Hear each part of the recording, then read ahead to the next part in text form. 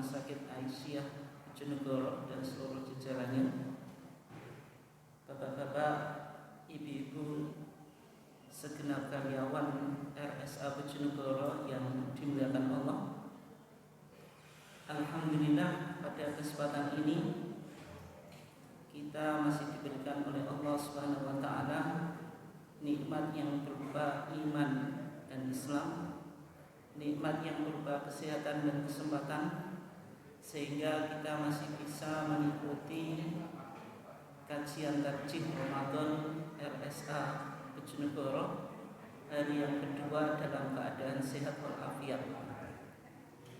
Salawat dan salam mudah-mudahan tetap kepada junjungan kita Nabiullah Muhammad SAW, keluarganya, sahabatnya, dan seluruh orang yang mengikuti ajarannya sampai hari kiamat. Bapak dan Ibu sekalian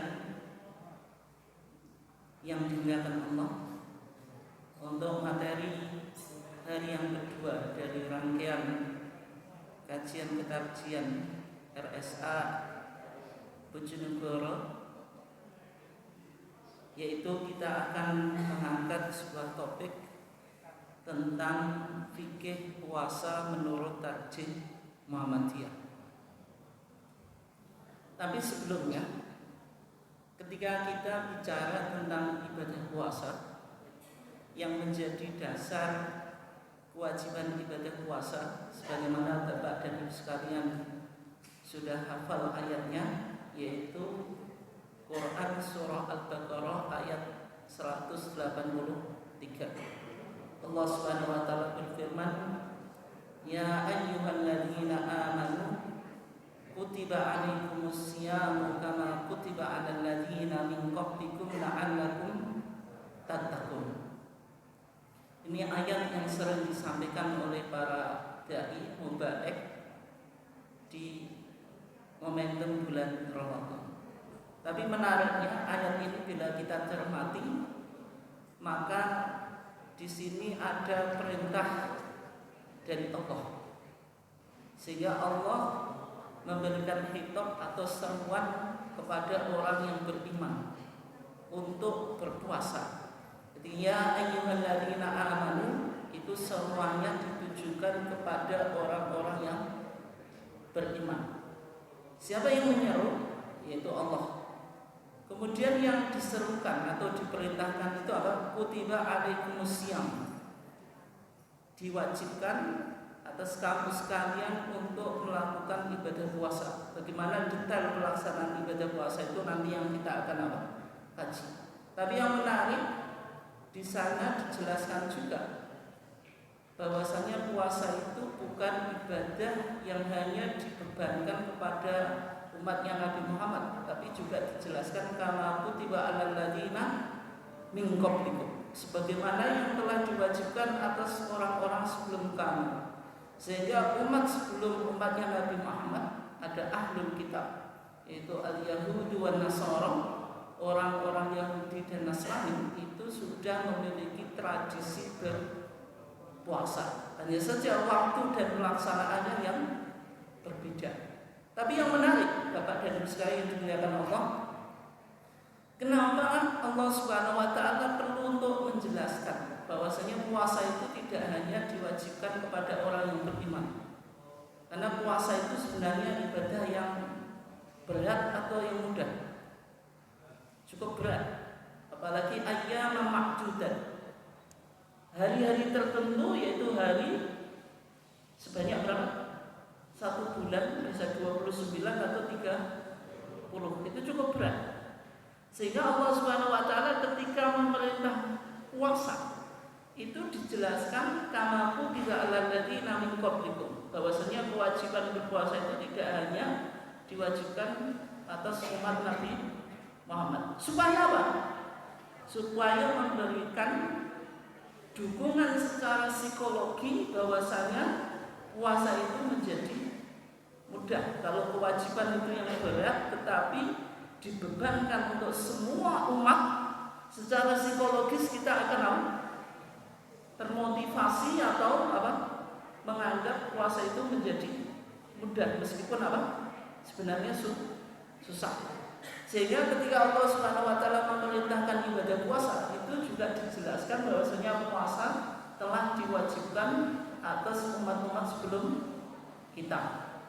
Kemudian ditutup la'allakum apa? Tattaqun.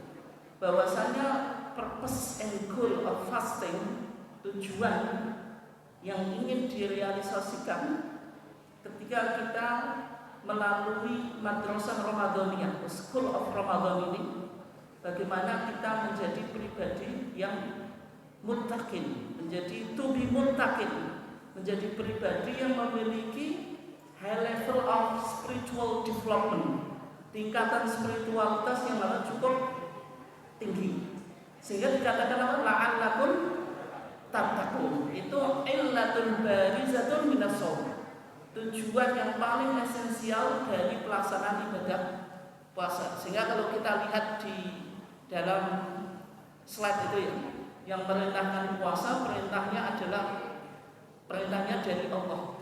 Yang diperintahkan al-mu'min, orang-orang yang beriman. Diperintahkan untuk apa? Untuk berpuasa. Tujuan puasa apa? Menjadikan pribadi yang muttaqin, memiliki tingkatan spiritualitas yang cukup tinggi. Nah, supaya kita menjadi pribadi yang muttaqin sebagaimana yang dikehendaki dalam syariat ibadah puasa itu, maka di sini ada amalan-amalan yang kita dituntut untuk memperbanyak dan setelah Ramadan kita kontinuitaskan, kita tradisikan, tidak hanya di dalam bulan Ramadan. Yang pertama harus puasa dulu. Artinya kalau bulan Ramadan nggak puasa, itu jelas tidak bisa menjadi muttaqin. Kemudian melakukan sholat. Ya, sholat itu tentu sholat yang wajib ya. Jangan kita puasa tapi sholat tidak. Tetapi ada perintah secara khusus, yaitu melakukan sholat qiyam Ramadan atau tarawih. Nabi Muhammad SAW bersabda, man qama ramadhana imanan wa ihtisaban ghufira lahu ma taqaddama min dhanbi. Siapa yang melakukan ibadah sholat malam di dalam bulan Ramadan imanan, karena iman kepada Allah, wa ihtisaban bi thawabillah, dan mengharap pahala dari Allah, ghufira lahu ma taqaddama min dhanbi. Dosanya yang telah lalu akan dihapus. Kemudian yang kedua, tilawatul Quran. Bagaimana kita memperbanyak melakukan interaksi dengan Al-Quran. Makanya bulan Ramadan juga disebut Syahrul Quran, bulan yang mana Allah Subhanahu wa taala menurunkan Al-Quran. Demikian juga kita dianjurkan untuk iktsarus shadaqah, memperbanyak sedekah. Padahal sedekah itu Bapak dan Ibu sekalian, sedekah di luar bulan Ramadan itu diterima atau enggak? Diterima. Tapi kenapa kok kita dianjurkan memperbanyak sedekah di bulan Ramadan? Nah, karena pahalanya akan dilipat gandakan. Makanya ketika Nabi ditanya, ya Rasulullah, ayyu shadaqah afdal? Sahabat bertanya kepada Nabi, ya Rasulullah, sedekah mana yang lebih utama? Rasulullah menjawab, sedekah Ramadan, sedekah di bulan Ramadan. Kemudian yang terakhir iktikaf, yaitu berdiam diri di masjid dengan niat melakukan ibadah. Itu secara khusus dilakukan oleh Nabi ketika fil ashril awakhir min Ramadan, ketika 10 hari di bulan Ramadan. Maka dengan memperbanyak melakukan amalan-amalan yang kita sebutkan tadi, mulai puasa, sholat, mudharasatul Quran, kemudian sedekah dan iktikaf, ketika kita lakukan secara maksimal, kemudian tidak hanya kita lakukan di bulan Ramadan, tapi kita tradisikan dalam kehidupan kita, maka la'allakum tattaqun, yaitu tujuan dan ending ibadah puasa ini bisa kita realisasikan. Sehingga intinya ketika kita bicara tentang fikih puasa, maka yang perlu kita pahami bahwasanya puasa itu sebenarnya ingin merealisasikan pribadi yang muttaqin. Kemudian Bapak dan Ibu sekalian yang dimuliakan Allah, karena kajian kajian kita adalah kajian, maka sekedar untuk mensosialisasikan atau memperkenalkan kepada jenengan semuanya tentang referensi yang ada di dalam Tarjih Muhammadiyah. Pembahasan tentang puasa itu sudah terdapat di dalam HPT jilid 1. HPT jilid 1. Di HPT jilid 1 ada putusan Kongres ke-28 di Medan. Dulu istilahnya Kongres, sekarang menjadi Munas, yaitu Musyawarah Nasional Tarjih, itu tahun 1939 di Medan, menghasilkan sebuah produk namanya Kitab Siam, yaitu kitab puasa. Ini produk fikih Muhammadiyah. Kemarin kan sudah kita pahami hubungan manhaj tarjih, kemudian apa? Produk, kemudian melahirkan paham keagamaan. Manhaj tarjih itu usul fikih atau teori penggalian hukum, melahirkan fikih di Muhammadiyah yaitu PT dan TJA Tajab Agama, kemudian melahirkan paham keagamaan Muhammadiyah. Nah, kalau kita lihat di dalam kitab Siam, nanti Bapak dan Ibu sekalian bisa lihat di HPT jilid 1. Yang tadi sudah kita katakan bahwasanya kitab Siam itu hasil kongres atau muktamar tarjih ke-11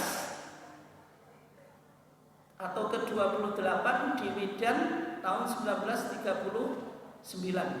Kitab Siam itu pembahasannya atau kontennya itu membahas 6 masalah. Yang pertama kaifiyatus siam, tata cara puasa. Yang kedua mubtilatus shaum, hal-hal yang membatalkan puasa. Yang ketiga man yajibu alaihil qadha, siapa saja orang yang diwajibkan mengqadai puasa. Kemudian yang keempat mujtanabatus shaim, hal-hal yang perlu dihindari bagi orang yang berpuasa. Kemudian yang kelima as-sahur wal iftar, pembahasan tentang kesunahan makan sahur dan berbuka. Kemudian yang terakhir atau keenam fadhailul a'mal, bicara tentang keutamaan apa? Amal. Ini isi dari kitab Siam yang ada di dalam HPT kita. Tetapi ada sumber yang lain yang menarik, namanya tuntunan Ramadan. Ya, sebenarnya ini syarah atau komentar dari kitab Siam kita. Kalau HPT kita ada syarah atau komentarnya, Bapak dan Ibu sekalian, mungkin jenengan bisa mudah memahami. Soalnya kalau HPT jilid 1 itu kan cuma putusan, teksnya Arab terus bahasa Indonesia. Kalau jenengan baca sendiri itu susah untuk dipahami. Nah, sayangnya di HPT kita memang belum banyak muncul syarah-syarah atau syarah dari HPT jilid 1. Tapi secara khusus yang berkaitan dengan kitab Siam itu sudah disyarah atau diberikan komentar. Bukunya namanya Tuntunan Ramadan. Nanti jenengan bisa lihat secara online ya, gitu. Bukunya kecil ini. Ini hasil dari Monas Tarjih ke-24 di Malang tahun 2000 gitu. Ya sebenarnya apa? Syarah dari kitab Siam HPT kitab. Cetakan pertama itu tahun 2005. Bukunya kayak gini. Itu referensi kita. Nah, sekarang kita masuk pada pembahasan kita. Ketika kita bicara tentang puasa, puasa itu apa? Saya kasih muqaddimah atau pengantar dulu. Puasa itu lughatan secara linguistically atau secara etimologi itu maknanya al-imsaku anisyai, menahan diri dari sesuatu apapun yang ditahan. Sehingga Allah Subhanahu wa taala menarasikan ceritanya Sayyidah Maryam. Sayyidah Maryam itu siapa? Ibunya siapa, Bu? Ibunya Isa. Makanya Isa ibn Maryam. Kalau menurut orang Kristen Isa ibnullah, karena mereka memiliki keyakinan trinitas, bahwasanya Tuhan itu satu, esensinya satu tapi memiliki 3 oknum, Tuhan Bapa, Tuhan Anak, dan Tuhan Ruhul Kudus. Tapi kalau di Islam itu disebut apa? Isa ibn Maryam, menunjukkan bahwasanya Isa itu lahir dari sosok perawan sebenarnya, tidak punya suami tapi bisa melahirkan anak karena mukjizat Allah gitu. Nah, ketika Allah Subhanahu wa taala menarasikan tentang cerita Sayyidah Maryam. Sayyidah Maryam itu, Bu, seorang perawan sangat terhormat, ahli ibadah, tapi diuji oleh Allah, Pak, hamil tanpa suami. Ketika seorang perempuan yang mulia, yang solehah, bukan toleha, toleha jadi bahasa Indonesia toleh itu ya, itu tiba-tiba hamil tanpa suami, secara psikologis shock atau enggak, Bapak, Ibu, shock atau enggak, Bu? Yang jenengan pernah hamil ya? Itu pasti malu di tengah apa? Masyarakat. Setiap orang lewat di depan Maryam pasti akan tanya atau mengejek, ini gimana wanita yang solehah, ahli ibadah kok bisa hamil tanpa suami? Sehingga Maryam saking capeknya nggak mau merespon semua pertanyaan. Maka ketika Allah Subhanahu wa taala menarasikan ceritanya Maryam bagaimana? Inni nadartu lirahmani sauma. Ini sesungguhnya aku nadartu, bernadar. Nadar itu apa? Berjanji lirahmani kepada Allah yang Maha Rahman, sauma, puasa. Tapi puasanya apa?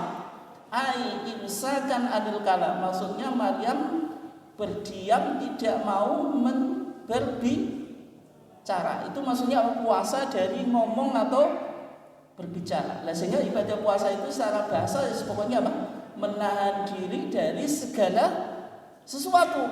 Tidak hanya makan dan minum, pokoknya kalau jenengan mogok dari melakukan sesuatu itu disebut apa? Puasa. Kemudian secara syar'an wastilahan atau secara terminologi, apa yang disebut dengan puasa? Puasa itu al-imsak an mufattirin ala wajhin maksus, yaitu menahan diri dari sesuatu yang membatalkan ibadah puasa dengan cara yang tertentu, yang nanti kita akan coba kaji apa saja yang bisa membatalkan ibadah puasa. Itu tentang definisi apa? Puasa. Sekarang Bapak dan Ibu sekalian yang dimuliakan Allah, kita bahas klasifikasi orang dalam puasa Ramadan. Yang pertama, siapa saja yang diwajibkan untuk berpuasa? Siapa? Tadi perintahnya apa? Ya ayyuhalladzina aman, sehingga orang yang beriman atau orang yang Islam itu wajib berpuasa.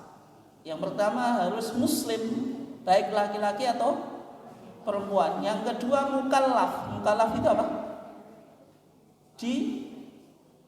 Kena kewajiban syar'i. Orang yang mukallaf itu syaratnya apa? Yang pertama harus akil, dia berakal. Berarti kalau orang gila wajib puasa enggak? Tidak.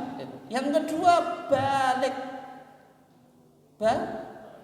Berarti kalau sudah balik ya wajib puasa. Tapi kalau anak-anak wajib puasa atau enggak? Belum. Tapi kalau jenengan Bu atau Pak, kalau punya anak di usia keberapa anaknya sudah dilatih puasa? Berapa Pak? Bu? SD ya, SD maksudnya usianya berapa? 7 tahun. Sebagaimana dalam sholat. Berarti kalau kita punya anak 7 tahun itu sudah dilatih untuk puasa. Tapi kalau 10 tahun belum puasa, itu seradi apa? Ditekan atau maksudnya apa? Dianjurkan untuk puasa. Sebagaimana sholat. Anak kalau sudah 7 tahun ya diperintah sholat. Tapi kalau 10 tahun belum sholat apa? Wadribuhu, kata Rasulullah, suruh memukul. Tapi memukulnya secara edukatif loh, bukan untuk menghajar itu. Tidak boleh ya dihajar ya. Tapi apa? Ditanamkan nilai-nilai edukasi bagaimana anak itu ketika 10 tahun sudah sholat, sudah puasa. Itu perlu dilatih sehingga kalau di masyarakat dibiasakan apa? Oh, pertama kali mau puasa nggak bisa sampai terbenamnya matahari, sehingga boleh berbuka ketika apa? Waktu zuhur atau puasa apa Bu? Beduk. Tapi kalau jenengan sudah balik, sudah dewasa, puasa beduk boleh nggak? Nggak boleh, karena puasa beduk itu latihan untuk berpuasa ya. Tapi kalau sudah tua, puasa sore nggak kuat, kuatnya hanya puasa beduk. Itu gimana itu? Puasa beduk itu bukan puasa sebenarnya, hanya latihan untuk berpuasa. Kemudian orang yang tidak diwajibkan berpuasa dan wajib mengganti puasanya di luar bulan Ramadan, itu siapa? Tidak wajib berpuasa dan wajib mengqadha'i. Siapa Pak? Siapa Bu? Wanita yang haid dan nifas. Haid itu apa? Haid itu menstruasi, darah yang keluar dari wanita biasanya bulanan, menunjukkan kalau seorang perempuan itu masih subur. Kalau sudah menopause, nah itu haidnya sudah tidak keluar. Kalau nifas itu darah pasca kelahiran. Nah, wanita yang haid dan nifas itu tidak wajib berpuasa. Tidak wajib apa? Berpuasa. Tetapi wajib mengqadha'inya pasca bulan Ramadan. Lah haid dan nifas itu rukhsah atau apa Pak? Bu? Bukan rukhsah Bu ya. Tapi apa? Manik. Manik itu apa? Sesuatu yang menghalangi kesahnya ibadah. Kalau jenengan Bu misalnya lagi haid, menstruasi, maksa untuk puasa, puasanya sah atau enggak? Tidak gitu. Kalau misalnya puasa dari pagi menjelang berbuka atau menjelang terbenamnya matahari 5 menit keluar darah haid, dibatalkan atau diteruskan Bu? Kurang 1 menit kok semangat gak imani-mani dong. Musuh kayak 1 menit dibatalkan. Hah? Gak imani-mani Bu. Wong kain pagi mencegah makan dan minum, tinggal 1 menit kok dibatalkan. Memang dibatalkan, tapi tidak usah digetuni ya.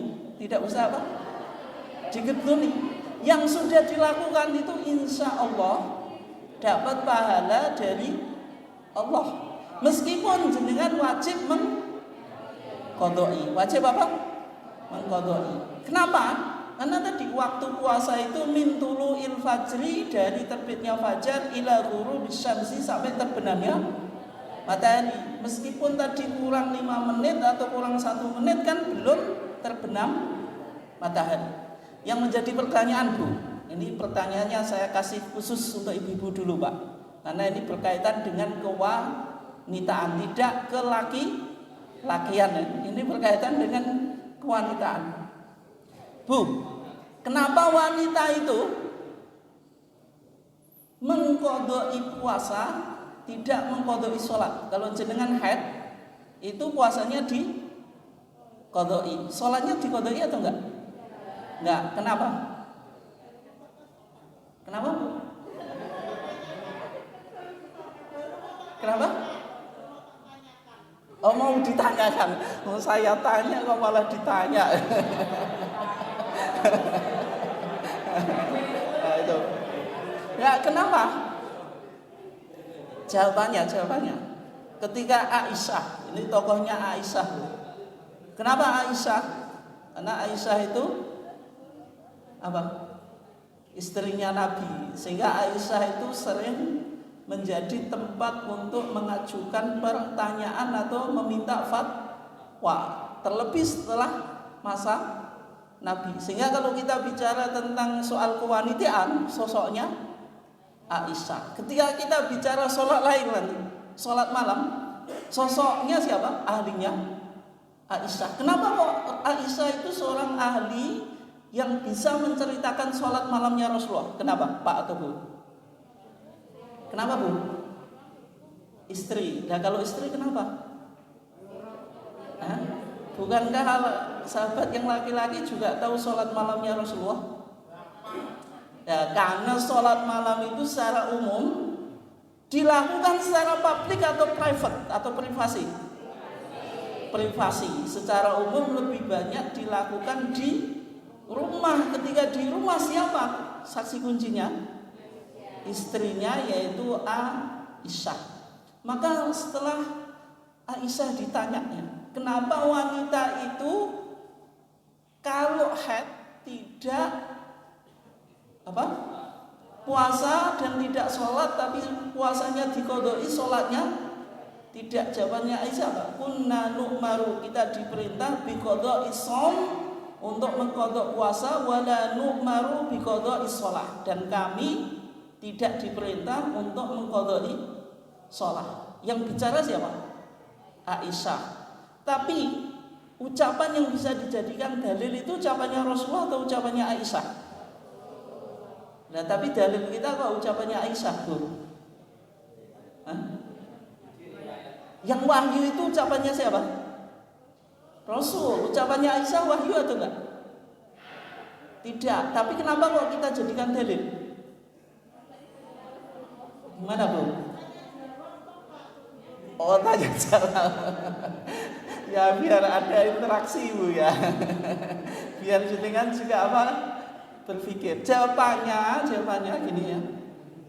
Jawabannya, kalau ada seorang sahabat menyatakan kunna nu'maru, kita diperintah, berarti ada indikasi yang memerintah siapa? Rasulullah. Apalagi konteksnya agama. Berarti kalau kita temukan di dalam hadis sahabat itu menyatakan kami, itu pasti kami diperintah, kami dilarang. Tidak bisa kita pahami kecuali yang memerintah atau melarang pasti Rasulullah. Sehingga ucapan sahabat kami diperintah, kami dilarang, kita anggap itu berasal dari Nabi. Berarti kalau Aisyah bilang kami diperintah untuk mengqodoi puasa, dan kami tidak diperintah untuk mengqodoi sholat. Yang berikutnya pertanyaannya, Bu, sebelum jenengan tanya ke saya tanya dulu. Kenapa kok puasa itu diqodoi, kalau sholat tidak? Padahal dua-duanya kan sama ibadah. Puasa ibadah, sholat ibadah. Kenapa? Karena kalau puasa itu hitungannya mudah gitu. Tapi kalau sholat itu sehari 5 kali. Kalau jenengan setelah haid, Bu, harus mengqodoi sholat, kira-kira ribet atau enggak, Bu? Ribet itu. Apalagi itu tiap bulan. Tapi kalau puasa 1 tahun berapa bulan? 1 bulan saja. Artinya kalau puasa itu ibadah tahunan. Tapi kalau sholat ibadah harian. Sedang haid itu tiap bulan. Bisa dipahami, Bu, ya? Nah, itu hikmahnya, ya. Kenapa kok yang diperintah mengqodoi puasa bukan sholat? Kalau sholat suruh mengqodoi pasti berat bagi wanita, ya. Sehingga kesimpulan kita puasa itu manik, sesuatu yang menghalangi sahnya ibadah puasa. Sehingga wanita yang haid dan menstruasi tidak wajib berpuasa, tapi mengqodoi puasanya. Berikutnya, orang yang diberikan dispensasi atau rukhsah, ini yang disebut rukhsah. Rukhsah itu keringanan untuk meninggalkan puasa atau boleh berbuka, dan wajib mengqodoi puasanya di luar bulan Ramadan. Yang pertama, orang yang sakit biasa. Sakit biasa itu apa maksudnya? Sakit biasa itu sakit yang bisa sembuh, tetapi dia ketika melakukan ibadah puasa sangat memberatkan. Yang kedua berpotensi penyakitnya lebih parah, itu berdasarkan keterangan dokter, ya. Orang yang semacam itu boleh tidak berpuasa. Tapi kalau sakitnya sakit biasa, sakitnya sakit biasa, misalnya pilek, ngeluh, apalagi batuk, gatel-gatel. Boleh tidak puasa ya? Tetap puasa itu. Kalau sakitnya ringan, sakit semacam itu tetap puasa gitu. Misalnya pilek saja kok enggak puasa. Maksudnya tadi apa? Sakit yang apa? Bisa sembuh, tetapi ketika puasa apa? Nah, sakitnya lebih parah atau memperlambat apa? Kesembuhannya. Itu boleh tidak berpuasa. Tapi kalau penyakitnya menaun, la yujaburuhu, tidak secara kedokteran tidak mungkin sembuh gitu. Misalnya penyakit diabetes yang sudah stadium berapa Bu? 4 gitu. Kalau nggak makan sudah ngeledek gitu. Maka orang yang semacam itu wajib puasa nggak? Wajib nggak? Tidak. Mengqadai nggak? Wong nggak diharap kesembuhannya, bagaimana mengqadai? Berarti apa? Bayar fidyah nanti. Kemudian yang kedua itu orang yang safar atau musafir. Musafirnya yang bagaimana Pak atau Bu? Ya bepergian. Ukurannya berapa? Nah, itu kalau dalam madzhab Syafi'i atau 16 farsakh. Tapi kalau kita ditarjih yang penting disebut bepergian. Secara bahasa, kalau jenengan dari rumah ke rumah sakit, ini rumahnya yang paling jauh mana? Mana Pak? Lamongan ke rumah sakit sini musafir atau enggak?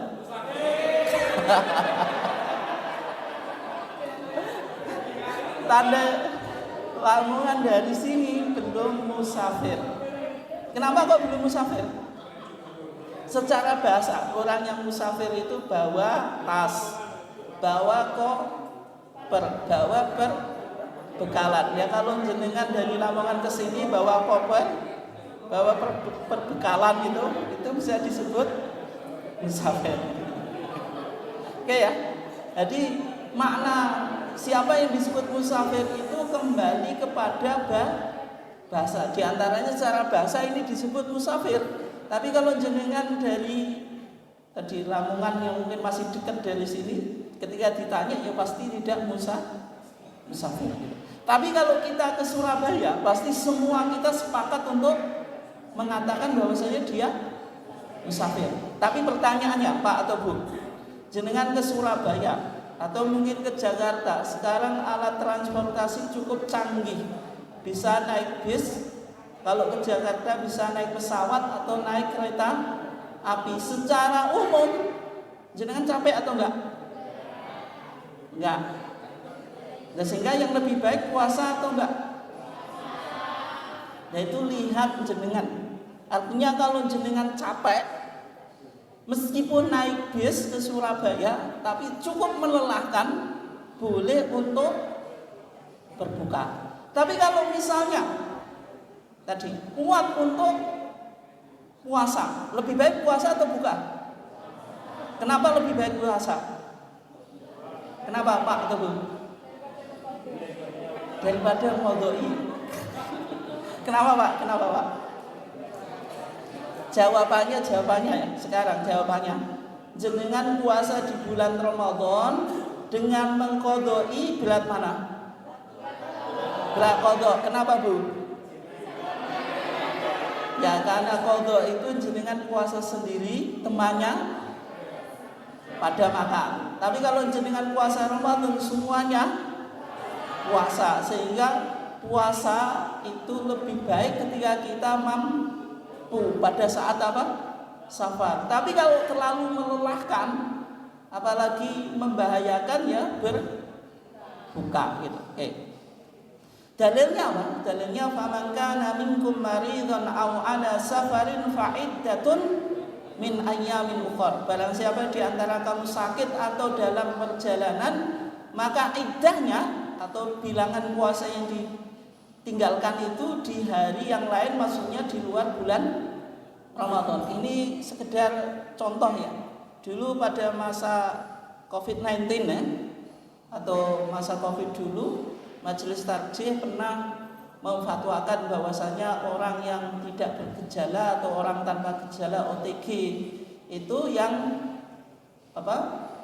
ketika COVID itu mereka boleh meninggalkan puasa dan wajib menggantikannya sesuai dengan tuntunan syar'i. Maksudnya orang yang terkonfirmasi positif COVID itu boleh tidak berpuasa. Kemudian bagi nakes ya, tenaga kesehatan yang harus pakai alat pelindung diri APD itu yang sangat panas sekali, apalagi imunnya harus dijaga. Itu dulu Majelis Tarjih pernah memfatwakan yang kebetulan mendapatkan atau bertugas itu boleh tidak berpuasa. Karena wala tulqu biaidikum ilat tahlukah, janganlah kamu mencelakakan diri sendiri. Ini dulu contoh di fatwa tarjih.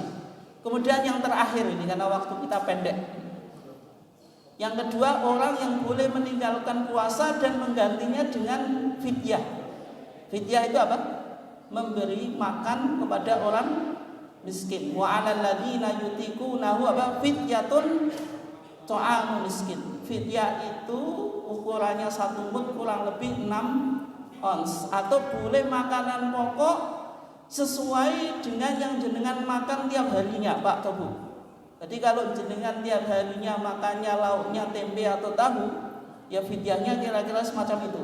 Tapi kalau tiap hari makannya lauknya ayam, lauknya daging, ya berarti fidyahnya pakai itu sesuai yang jenengan konsumsi. Sehingga orang kaya dengan orang miskin ngasih fidyahnya ya sesuai dengan kemampuan.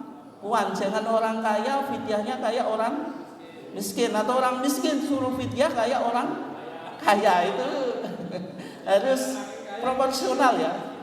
Tapi kalau di on-kan itu kurang lebih 6 ons. Boleh makanan siap saji, sudah sudah ada nasinya, ada lauknya dan seterusnya. Oke. Itu tiap harinya 1 mud ya. Ya, siapa saja orang yang boleh meninggalkan puasa dan wajib membayar fidyah? Yang pertama, orang yang tidak mampu berpuasa. Misalnya orang yang sudah tua bangka atau lansia, lanjut usia tadi. Kalau sudah bahasa tarjih tua bangka ya atau lansia gitu.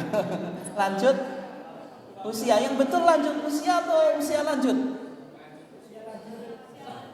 Bahasa Indonesia itu kan yang betul usia lanjut. Tapi kenapa kok kita dibalik? Kan ada SPOK toh. Ini kok dibalik guys. Tapi terlepas dari itu, kayak jenengan yang betul memasak nasi atau memasak beras? Nasi itu sudah bisa dimakan, kalau beras itu belum. Tapi karena ini sudah common mistake ya biarkan. Berarti kita pakai lanjut usia. Common mistake kan, yaitu kesalahan yang kita sepakati, sudah tahu salah tetap kita pakai itu. Oke. Yaitu yang pertama tadi orang yang tidak mampu berpuasa, misalnya yang sudah tua gitu. Kemudian yang kedua, orang yang sakit menaun, tidak diharapkan kesembuhannya. Kemudian yang ketiga itu wanita hamil. Yang keempat wanita menyusui. Ini penting Bu. Berarti kalau dalam pandangan Muhammadiyah, wanita hamil dan menyusui itu cukup memberikan fidyah. Pandangan tarjih ini, jangan dengerin Bu. Kalau dalam mazhab Syafi'i itu berat Bu. Wanita hamil atau menyusui, ini dalam pandangan mazhab Syafi'i. Itu dilihat dulu. Jenengan misalnya waktu menyusui itu berbuka, ditanya alasannya apa? Alasannya apa Bu? Kalau wanita menyusui itu tidak puasa, takut dirinya atau takut bayinya? Takut apanya Bu? Bayi, dirinya juga kuat Bu. Kalau jenengan puasa menyusui, susunya lancar atau enggak? Enggak. Terus kuat atau enggak? Ada dua kemungkinan. Kalau jenengan hamil, itu takut dirinya atau takut anaknya, janin yang ada di kandungannya Bu? Takut mana Bu? Ada dua kemungkinan. Bisa jadi hanya takut dirinya, bisa jadi takut bayinya. Nah kalau dalam mazhab Syafi'i, kalau jenengan takut diri jenengan sendiri, wajib mengqadha. Tapi kalau takut bayinya, ya wajib mengqadha dan wajib kasih fidyah. Sehingga kalau jenengan ketika hamil atau menyusui takut bayinya, berarti kena dua. Yang pertama apa? Qadha untuk dirinya sendiri karena mau. Yang kedua khawatir untuk bayinya kena fidyah. Tapi kalau jenengan hanya khawatir untuk dirinya sendiri, wajib qadha saja. Bisa dipahami nggak?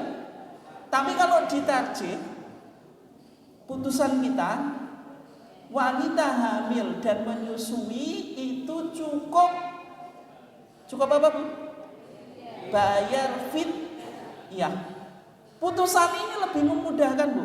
Apalagi mohon maaf ya, kalau wanita tiap tahunnya itu melahirkan dan menyusui. Ini mohon maaf ya, tiap tahun. Nah itu kalau suruh ngodoi kapan gitu?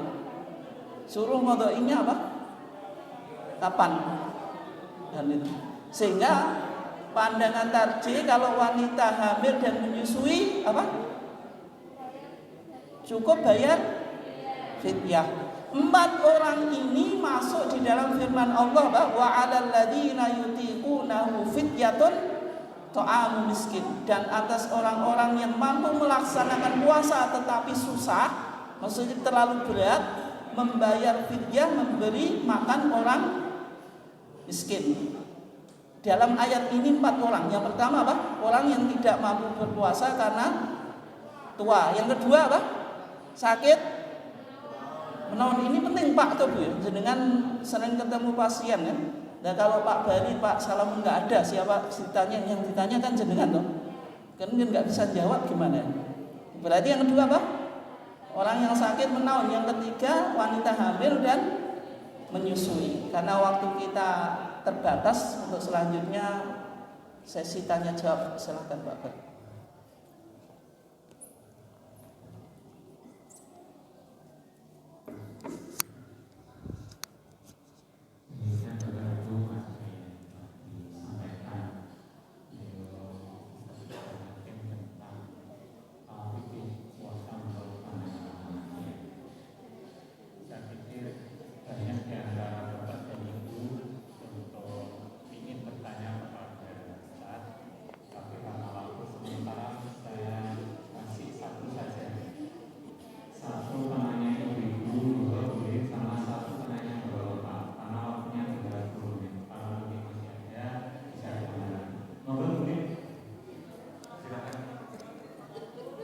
Salam.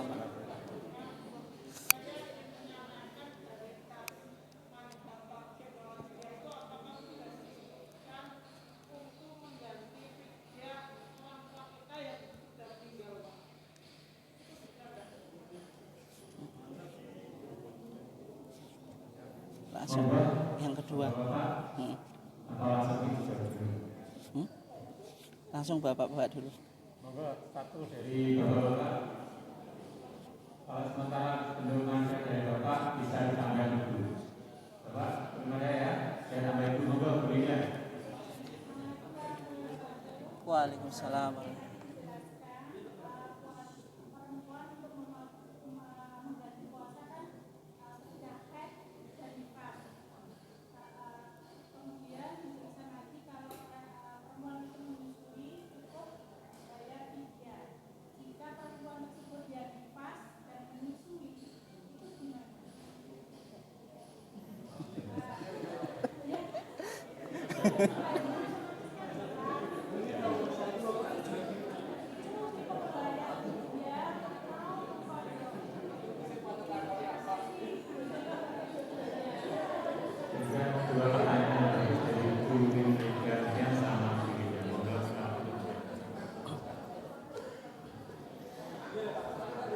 Oke, terima kasih pertanyaannya. Yang pertama berkaitan dengan hukum mengqadha puasa bagi orang yang meninggal.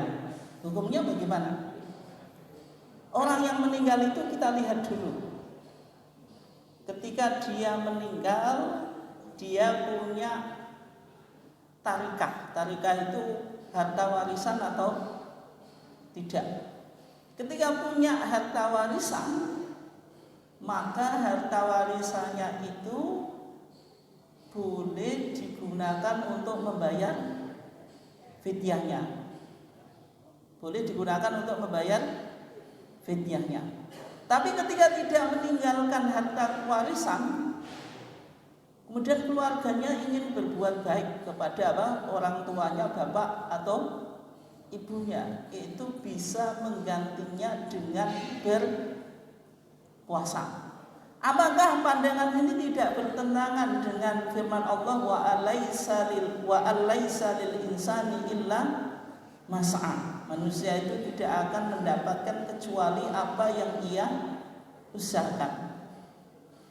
Nah, ayat ini bisa ditaksis. Ditaksis itu dikecualikan.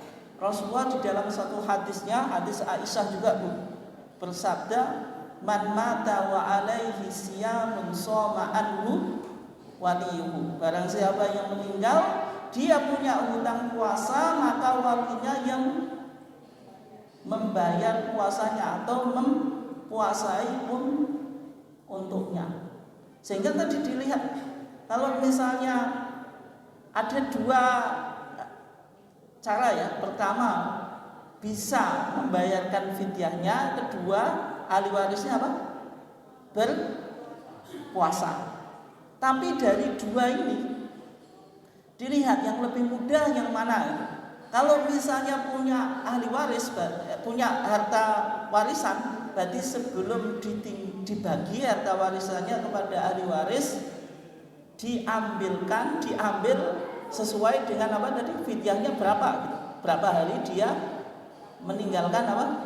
Puasa, dipotong baru dibagikan. Itu secara dimensi sosial lebih baik. Karena apa? Ibadahnya berdimensi apa? Sosial. Maksudnya termasuk kan membayar fidyah itu memberi santunan kepada orang miskin gitu. Nah, kalau misalnya tidak meninggalkan harta warisan, itu walinya juga boleh dua, boleh berpuasa atau membayar fidyah. Artinya jenengan berbaik kepada bapak atau ibu yang sudah meninggal meskipun fidyahnya itu dari hartanya jenengan. Tapi kalau misalnya susah untuk ngasih fidyah, boleh berpuasa untuk orang yang meninggal. Bisa dipahami ya? Bisa dipahami? Nah, itu sudah ada di tuntunan Ramadan kita ataupun di kitab Siam di HBT jilid 1 kita kan. Artinya di sini ayat wa alaysa lil insani illa ma sa'a, ayat itu bisa ditaksis bahwasanya manusia itu hanya mendapatkan apa yang ia usahakan. Apalagi puasa itu kan ibadah badaniah, ibadah fisik yang secara umum tidak bisa digantikan oleh orang lain. Kayak sholat boleh nggak digantikan oleh orang lain? Tidak. Tapi dalam konteks puasa ini ada hadis yang menjelaskan bahwasanya Nabi bersabda apa? Man mata wa alaihi siyamun shoma anhu apa? Waliyu. Siapa yang meninggal dia punya hutang puasa, maka walinya atau ahli warisnya boleh berpuasa untuknya. Jadi pilihannya dua Bu, bisa ngasih fidyah atau puasa. Oke. Itu yang pertama ya. Kemudian yang kedua, wanita haid atau nifas tadi? Wanita nifas ya terus menyusui ya. Kalau nifas ya berarti tidak wajib puasa. Tidak wajib apa? Puasa. Kalau nifasnya itu di bulan Ramadan, berarti ya dia tidak wajib puasa tapi nanti mengqadai itu yang nifasnya loh. Ya kan? Nifasnya maksudnya di bulan Ramadan Bu ya. Maksudnya melahirkan di bulan Ramadan, otomatis tidak wajib apa? Berpuasa. Ketika tidak wajib berpuasa, Ya, nanti setelahnya itu kan dia masih apa? Masih menyusui juga kan dua-duanya gitu. Nah, maksudnya mengqadai atau bayar fidyah, karena itu tadakhul. Tadakhul itu apa? Saling berkaitan. Berarti nanti ya dihitung untuk bayar fidyahnya itu. Oke ya. Oke, yang lainnya ada? Monggo dari Bapak-bapak masih ada waktu. Satu nanya, monggo. Monggo Pak Aziz. Oke, monggo.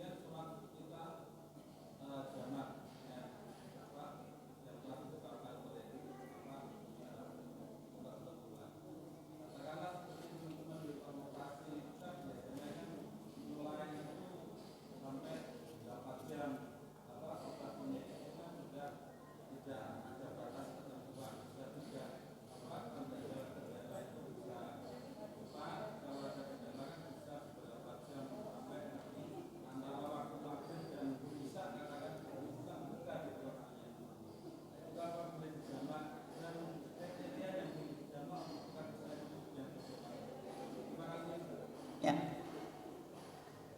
Yang pertama tentang jamak dan qashar. Saya jelaskan sedikit, ini waktunya ya 3 menit lagi. Ya, oke. Yang pertama jamak. Jamak itu menggabungkan 2 sholat di dalam satu waktu. Sholat yang bisa dijamak itu yang pertama zuhur sama asar. Ketika dilakukan di waktu zuhur namanya jam'u takdim. Ketika dilakukan di waktu asar namanya jam'u takhir. Yang kedua itu sholat maghrib dan isya. Ketika dilakukan di waktu maghrib namanya jam'u takdim. Ketika di waktu isya jam'u takhir. Yang kedua sholat qashar. Sholat qashar itu meringkas sholat yang asalnya 4 menjadi 2, sehingga sholat yang bisa diqashar itu yang pertama zuhur, asar, kemudian isya. Maghrib boleh nggak?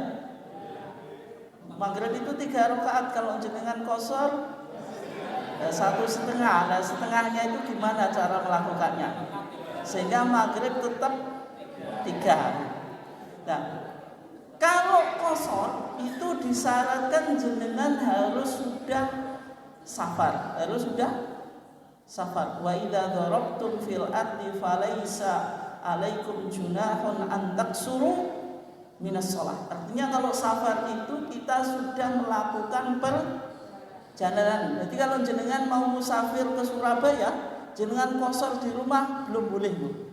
Tapi kalau sudah dalam perjalanan boleh. Tapi kalau jamak sudah boleh. Berarti kalau jenengan mau ke Surabaya, jenengan di rumah jamak dulu sudah boleh. Tapi kalau mengqashar belum boleh.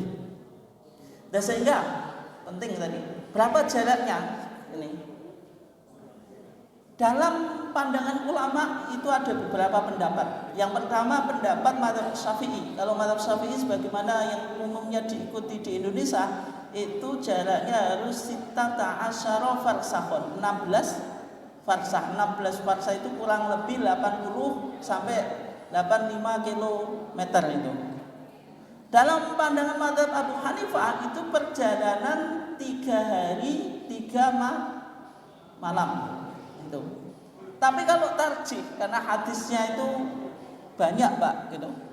Dan di antara hadis-hadis itu memang hanya menceritakan Rasulullah pernah melakukan jamak dan qashar dalam kejadian gini-gini. Tidak, Rasulullah tidak pernah menjelaskan secara eksplisit tentang jaraknya. Sehingga kalau di Muhammadiyah dipahami yang penting jenengan sudah disebut musafir secara bahasa dan secara adat. Kalau jenengan pergi ke Surabaya pasti semuanya ditanya jenengan sudah musafir. Tapi kalau tadi yang rumahnya Lamongan semuanya ini ditanya apakah dia kerjanya ini musafir, misalnya ke Bojonegoro ini, jawabannya apa? Pasti ada yang tidak semuanya sepakat. Berarti itu belum disebut musafir. Yang kedua, orang yang safar itu menyediakan perbekalan, ya diantaranya bawa koper, bawa tas, isinya apa? Baju dan perlengkapan ketika berjalan, melakukan apa? Perjalanan. Berarti yang dijadikan patokan itu Pak tentang ukuran atau jaraknya, oke ya?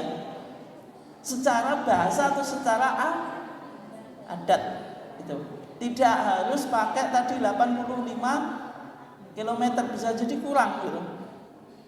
Yang penting apa? Disebut dia sebagai musafir. Yang kedua, kalau melakukan jamak dalam kasus-kasus tertentu, misalnya tadi bagi tenaga medis melakukan operasi yang butuh waktu yang sudah direncanakan, terkadang waktunya melewati waktu sholat, apalagi misalnya maghrib itu kan waktunya cukup pendek, padahal jadwal operasinya sudah jelas schedule-nya kan itu. Ketika semacam itu boleh atau enggak gitu. Untuk melakukan yang boleh hanya jamak Pak, tapi kalau qashar enggak. Kenapa? Karena kan jenengan tidak musafir, berarti boleh melakukan jamak. Sholat maghribnya 3 rakaat, sholat isyanya 2 rakaat dilakukan secara umum biasanya. Bisa takdim, bisa takhir sesuai yang kalau ini kan biasanya takhir kan karena maghribnya itu yang tidak memungkinkan misalnya gitu. Ya. Semacam itu boleh. Dalilnya apa? Dalilnya hadis Ibnu Abbas. Dalam hadis Ibnu Abbas dikatakan Rasulullah itu melakukan jamak fil Madinati, di kota Madinah, min ghairi khaufin wala safarin wala matorin.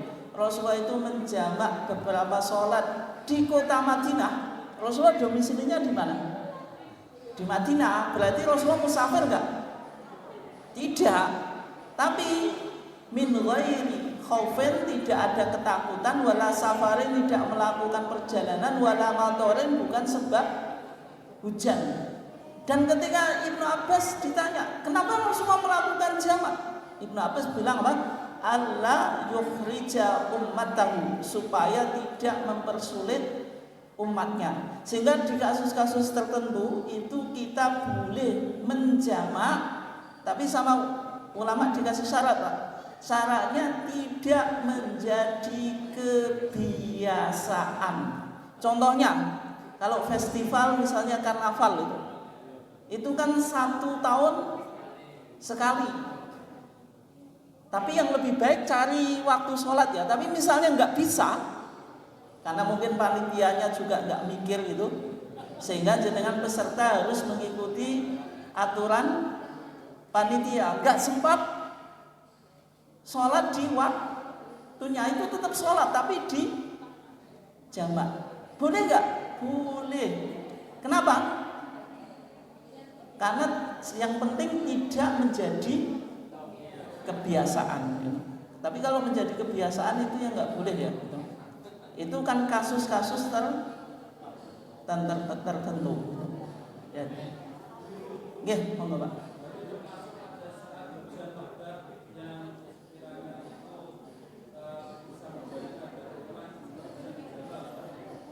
Kalau hujan lebat itu syaratnya harus yang kedua sholatnya jamaah di masjid Pak. Nah, artinya kalau sholat di rumah ya nggak boleh ya. Hujan lebat itu sholatnya di masjid. Kemudian yang kedua tadi hujannya sebagian ulama malah tidak mensyaratkan harus hujan lebat ya.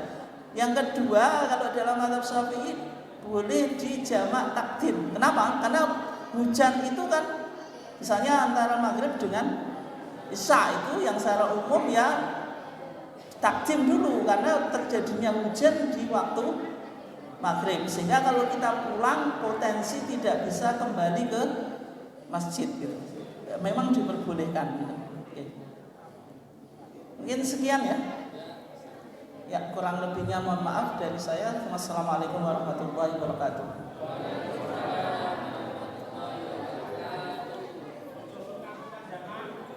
Kemudian